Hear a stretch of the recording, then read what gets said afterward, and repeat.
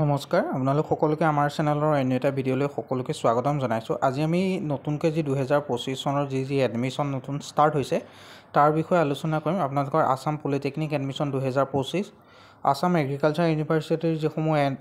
Admission বা যিখিনি entrance হয় সেইখিনিৰ ওপৰত, আৰু আসাম ইউনিভাৰ্চিটিৰ আপোনালোকৰ BE যিসকলে কৰিম বুলি ভাবিছে তেওঁলোকৰ এডমিশ্যন কেতিয়া, এক্সাম কেতিয়ালৈকে আপোনালোকে আবেদন কৰিব লাগিব, গোটেইখিনি কথা আজি আমি ভিডিঅ'টোত আলোচনা কৰিম। আপোনালোকে আমাৰ ভিডিঅ'টো শেষলৈকে চাব। প্ৰথম আপোনালোকে আমাৰ আসাম পলিটেকনিক এডমিশ্যন 2025ত আপোনালোকৰ ডাইৰেক্টৰ অফ টেকনিকেল এডুকেশ্যনৰ ফালৰ পৰা এইটো কণ্ডাক্ট হয় এক্সামটো, যিটো আপোনালোকৰ 3 বছৰীয়া diploma in engineering and technology কোৰ্চৰ ওপৰত তেওঁলোকে আপোনালোকৰ এডমিশ্যন দিব। ইয়াত আপোনালোকৰ এই কোৰ্চটো হৈছে পলিটেকনিকটো এটা 3 বছৰীয়া ডিপ্ল'মা আৰু ইঞ্জিনিয়াৰিং এণ্ড টেকনিকেলৰ কোৰ্চ হয়, যিটোত আপোনালোকে আবেদন কৰিব পাৰে 10 পাছ বা 12 পাছ কৰাৰ পিছৰে পৰা। সেইটোৰ একাডেমিক ছেশ্যনটো 2025-26ৰ বাবে তেওঁলোকে এডমিশ্যন হৈ আছে, এণ্ট্ৰেঞ্চ এটা দিব লাগিব, যিটো আপোনালোকৰ ইয়াত আপোনালোকৰ যিটো পলিটেকনিকত ছাবজেক্ট বিষয় আছে সেইটো আপোনালোকৰ 26টা আছে আৰু 24খন আছে, আৰু ডিপ্ল'মা প্ৰগ্ৰেম কোৰ্চ আছে আপোনালোকৰ 21টা, আৰু টোটেল আপোনালোকৰ 4385টা ছিট আছে। এইকেইটা ইয়াত মানে আপোনালোকে ছিট ল'বৰ কাৰণে আপোনালোকৰ ছায়েন্স আৰু মেথছত মিনিমাম জেনেৰেলৰ কাৰণে 40%, OBC MOBC 40%, ST SC 35 আৰু 33% হ'ব লাগিব, আৰু আপোনালোকৰ বয়সৰ সময়সীমাটো 16 বছৰৰ পৰা 31 বছৰৰ ভিতৰত কেণ্ডিডেটসকলে এই পদকেইটাৰ বাবে আপোনালোকে এই যি আপোনালোকৰ আবেদন বা এডমিশ্যনৰ কাৰণে এপ্লাই কৰিব পাৰে। ইয়াত আপোনালোকৰ গোটেই প্ৰচেছটো অনলাইন মাধ্যমতে হ'ব, আৰু যিসকলে আমাৰ চেনেলত প্ৰথমবাৰ লৈছে তেওঁলোকে আমাৰ চেনেলটো ছাবস্ক্ৰাইব কৰি ভিডিঅ'টো লাইক এটা কৰি দিয়ক, যাতে এনেকুৱা ধৰণৰ আপডেট ভিডিঅ'সমূহ অতি সহজতে আপোনালোকে আমাৰ চেনেলৰ জৰিয়তে পাই থাকিব পাৰে। ইয়াত আপোনালোকৰ যিসকল এপ্লিকেশ্যন ফিজ এটা এডমিশ্যনৰ কাৰণে এপ্লাই কৰিবৰ কাৰণে দিব লাগিব, যিটো 300 টকা হয়, তাৰ লগত প্লাছ থাকিব আপোনালোকৰ বেংক যিটো চাৰ্জ। ইয়াৰ বাবে আপোনালোকে অনলাইন মাধ্যমত আবেদন কৰিব লাগিব, যিহেতুকে আপোনালোকে যিসকলে জানে নিজেই কৰিব, আৰু গোটেই অফিচিয়েল নটিফিকেশ্যনটো আপোনালোকে আমাৰ ৱেবছাইট অসম কেৰিয়াৰ .in পাব। মই ভিডিঅ'ৰ ডেছক্ৰিপশ্যন বক্সত দি দিছোঁ, আসাম কেৰিয়াৰ নহয় অসম কেৰিয়াৰ, আপোনালোকে তাত পাব। আৰু ইয়াত আপোনালোকৰ PRC লাগিব, আপোনালোকৰ কাষ্ট চাৰ্টিফিকেট যদিহে আছে তেতিয়াহ'লে লাগিব, নন ক্ৰিমি লেয়াৰৰ যদি চাৰ্টিফিকেট আছে তেতিয়া লাগিব। বাকী বহুতখিনি ডকুমেণ্ট আছে যিখিনি আপোনালোকৰ তেওঁলোকে বিচাৰিছে, সেইখিনি আপোনালোকে এবাৰ আমাৰ অফিচিয়েল ৱেবছাইটটোত চাই ল'ব আৰু এপ্লাই কৰাৰ আগত। আৰু যিসকলে এপ্লাই কৰিব নোৱাৰে বা নাজানে তেওঁলোকে যিবোৰ আপোনালোকৰ CSC চেণ্টাৰ আছে তেওঁলোকৰ কণ্টেক্ট কৰিলে পলিটেকনিক এডমিশ্যনৰ কাৰণে এপ্লাই কৰিব বিচাৰিছোঁ বুলি তেওঁলোকে নিশ্চয় আপোনালোকৰ সেই এডমিশ্যন কৰাই দিব বা এপ্লাই কৰি দিব। তাৰপিছত আপোনালোকে এটা এক্সাম পাতিব, সেই এক্সামটো এটেণ্ড হ'ব লাগিব। আৰু আপোনালোকৰ ইয়াত ফিজিকেল হেণ্ডিকেপৰ যদি হয় তেতিয়াহ'লে চাৰ্টিফিকেট লাগিব, ইকনমিকেলি উইকাৰ ছেকশ্যন হ'লে চাৰ্টিফিকেট লাগিব। তেনেকুৱা যদি আপোনালোকে স্পৰ্টত কিবা ভাল আছে, স্পৰ্টছ ভাল খেলিছে বা স্পৰ্টছ কোটাত যদি ছিট ল'ব বিচাৰে তেনেহ'লে আপোনালোকৰ স্পৰ্টছৰ সেই বিষয়ত চাৰ্টিফিকেটখন লাগিব। এইখিনিত মেইন ডকুমেণ্ট লাগিব। এইকেইটাৰ বাবে আপোনালোকৰ আবেদন বৰ্তমান চলি আছে। ইয়াত আপোনালোকৰ ষ্টাৰ্টিং ডেট 19 মে'ৰ পৰা হৈ গৈছে, আৰু লাষ্ট ডেট আপোনালোকৰ 7 জুন পৰ্যন্ত এই পদকেইটাৰ এই যি এডমিশ্যন তাত আপোনালোকে আবেদন কৰি থাকিব পাৰিব। আৰু কাউন্সেলিঙৰ বা এডমিশ্যনৰ যেতিয়া ডেট হ'ব সেইটো তেওঁলোকে নটিফিকেশ্যনৰ জৰিয়তে আপোনালোকক জনাব। আপোনালোকে সেইখিনি পাই থাকিবৰ বাবে আপোনালোকে আমাৰ চেনেলটো ছাবস্ক্ৰাইব কৰি লওক। মই ভিডিঅ'ৰ ডেছক্ৰিপশ্যন বক্সত ইয়াৰ লিংক দি দিছোঁ, আপোনালোকে আমাৰ হোৱাটছআপ আৰু টেলিগ্ৰাম গ্ৰুপৰ যিকোনো এটাত আপোনালোকে জইন হৈ ল'ব পাৰে। নেক্সট যিটো আপোনালোকৰ AAU যোৰহাট এডমিশ্যন, এইটো আপোনালোকৰ আসাম এগ্ৰিকালচাৰ ইউনিভাৰ্চিটিৰ ফালৰ পৰা আপোনালোকৰ 2025-26 বৰ্ষৰ যি এডমিশ্যন তাৰ বাবে এটা নটিফিকেশ্যন দিছে, যিটোত আপোনালোকৰ আণ্ডাৰ গ্ৰেজুৱেট আৰু পোষ্ট গ্ৰেজুৱেট দুইসকল কেণ্ডিডেটে ইয়াত এডমিশ্যন ল'ব পাৰিব। দুইখিনি আপোনালোকৰ ষ্টুডেণ্টেই ইয়াত ল'ব পাৰিব, আৰু ইয়াৰ বাবে আপোনালোকে এটা এক্সাম দিব লাগিব, যিটো হৈছে common entrance undergraduate programme. যিসকলে আপোনালোকৰ 12 পাছ কৰি দিব বিচাৰিছে আসাম এগ্ৰিকালচাৰ ইউনিভাৰ্চিটিয়ে কণ্ডাক্ট কৰিব, আৰু কোৰ্চটোত আপোনালোকৰ আণ্ডাৰ গ্ৰেজুৱেট আৰু পোষ্ট গ্ৰেজুৱেট দুইটাৰ বাবে থাকিব।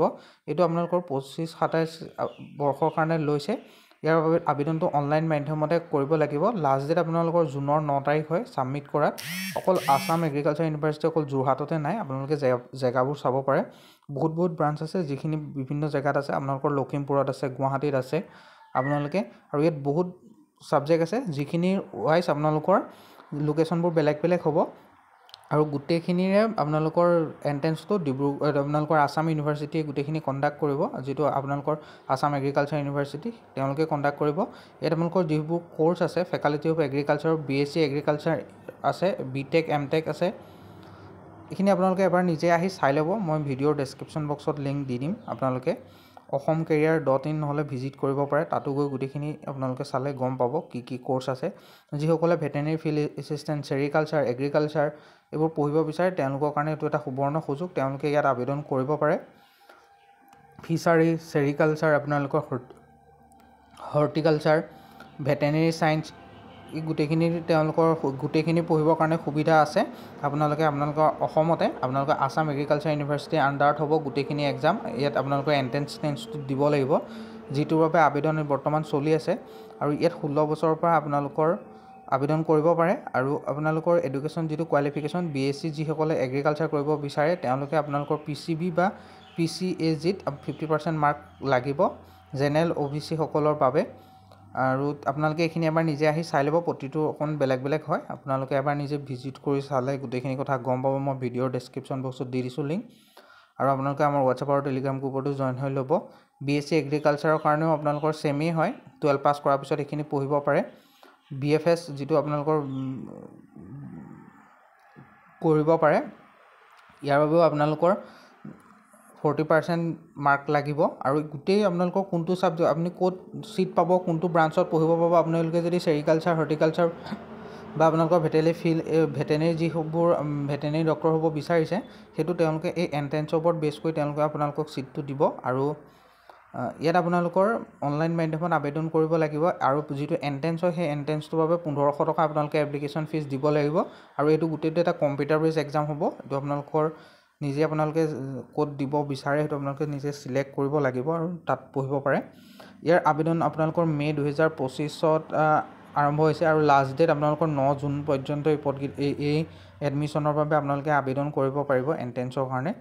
এইখিনি বৰ্তমান চলি থাকিব আপোনালোকে এবাৰ আমাৰ WhatsApp আৰু Telegram গ্ৰুপত যিকোনো এটা জইন হৈ ল'লে হ'ল আৰু লেটেষ্ট আপডেটখিনি আপোনালোকে পাই থাকিবৰ বাবে আৰু যিসকলে আমাৰ চেনেলটো ছাবস্ক্ৰাইব কৰা নাই তেওঁলোকে আমাৰ চেনেলটো ছাবস্ক্ৰাইব কৰি দিব নেক্সট যিটো নটিফিকেশ্যন বা যিটো নেক্সট এডমিশ্যন সেইটো আহিছে আপোনালোকৰ আসাম ইউনিভাৰ্চিটিত BEd এডমিশ্যন 2025ৰ বাবে ইয়াত আপোনালোকৰ BEd যিটো আপোনালোকৰ বেচেলৰ অফ এডুকেশ্যন এণ্ট্ৰেন্স এক্সামৰ কাৰণে তেওঁলোকে এপ্লাই কৰিবৰ কাৰণে লিংক মুকলি কৰি দিছে যিকেইটাত আপোনালোকে আবেদন কৰিব পাৰে আৰু যিটো আপোনালোকৰ একাডেমিক সেশনটো বা Assam university BEd entrance exam 2025ৰ বাবে দিছে ইয়াত আপোনালোকৰ 2 বছৰীয়া এইটো কোৰ্ছৰ ডিউৰেশ্যনটো হয় আপোনালোকৰ আসাম ইউনিভাৰ্চিটি শিলচৰত আছে একাডেমিক সেশন 25 27ৰ কাৰণে দিছে exam types entrance examination exam duration 1 hours 30 মিনিটৰ হ'ব 1 ঘণ্টা 30 মিনিটৰ অফলাইন মোডত আপোনালোকে এই এক্সামটো দিব লাগিব আৰু ইয়াৰ বাবে আবেদন বৰ্তমান চলি আছে আপোনালোকে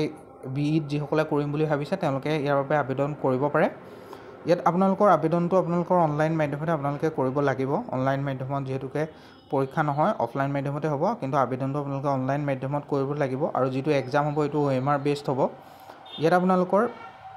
কেণ্ডিডেটসকলৰ 50% মাৰ্ক লৈ বেচেলৰ ডিগ্ৰী কৰা বা মাষ্টাৰ ডিগ্ৰী কৰা science social science humanity bachelor of engineering technology যিকোনো সাবজেক্টত আপোনালোকে কৰিব পাৰে তেওঁলোকে ইয়াৰ বাবে আবেদন কৰিব পাৰিব এই প্ৰগ্ৰামটোৰ বাবে BEd যি প্ৰগ্ৰাম হেতুৰ বাবে আপোনালোকে আবেদন কৰিব পাৰিব ইয়াত আপোনালোকৰ অফিচিয়েল নটিফিকেশ্যনটো এবাৰ আপোনালোকে চাই ল'ব আৰু এণ্ট্ৰেন্স এক্সামটো আপোনালোকৰ BEd এণ্ট্ৰেন্স এক্সাম ক্লিয়াৰ কৰাৰ পিছত আপোনালোকৰ এডমিশ্যন হ'ব আপোনালোকৰ সেই BEd পঢ়িবৰ কাৰণে আপোনালোকে পাব কিন্তু বৰ্তমান যি গোটেই তিনিটা নটিফিকেশ্যন আপোনালোকৰ এণ্ট্ৰেন্সৰ ওপৰত বেছ এণ্ট্ৰেন্সৰ কাৰণে তেওঁলোকে দিছে যিসকলে এপ্লাই কৰিম বা পঢ়িম বুলি ভাবি আছে তেওঁলোকৰ বাবে এইটো আপোনালোকে ভিডিঅ'টো শ্বেয়াৰ কৰি দিব যাতে গোটেইসকলে গম পায় যিসকলে বৰ্তমান গ্ৰেজুৱেট বা হায়াৰ ছেকেণ্ডেৰী পাছ কৰিলে আৰু ষ্টাৰ্টিং ডেট 14 মে'ৰ পৰা আপোনালোকৰ আৰম্ভ হৈছে অনলাইন আবেদনটো আৰু 30 মে' পৰ্যন্ত চলি থাকিব এইটো যথেষ্ট সময় নাই বৰ কম সময় দিছে ভেৰিফিকেশ্যনটো আপোনালোকৰ